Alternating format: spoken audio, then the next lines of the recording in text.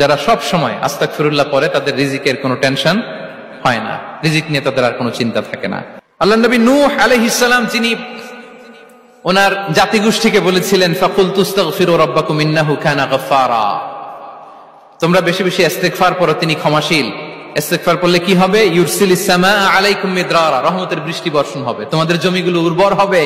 ওয়া ইউমদিদুকুম বিআমওয়ালি ওয়া বানিন, আল্লাহ তাআলা তোমাদেরকে সম্পদে বারাকা দিবেন, সন্তানে বারাকা দিবেন।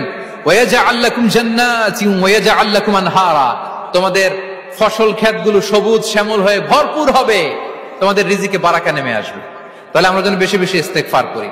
বিষ্ণু ইসা ইসলাম বলেছেন মান লাযামাল ইস্তিগফার জাআলাল্লাহু লাকুম মিন কুল্লি দিকিন মাখরাজা ওয়া মিন কুল্লি হাম্মিন ফারাজা ওয়া ইয়ারযুকহু মিন হাইসু লা ইয়াহতাসিব, যে সব সময় ইস্তেগফার পড়ে তার কোনো টেনশন থাকে না, তার জীবনে দুশ্চিন্তা আসে না, আর এমন জায়গা থেকে আল্লাহ রিজিকের বন্দোবস্ত করে যেটা সে কল্পনাও করে না।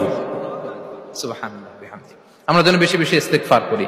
আস্তাগফিরুল্লাহ এটা হচ্ছে ভেরি শর্ট ফর্ম অফ ইস্তেগফার, অথবা পড়তে পারেন আস্তাগফিরুল্লাহাল্লাযী লা ইলাহা ইল্লা হুয়াল হাইয়ুল কাইয়্যুম ওয়া আতুবু ইলাইহি।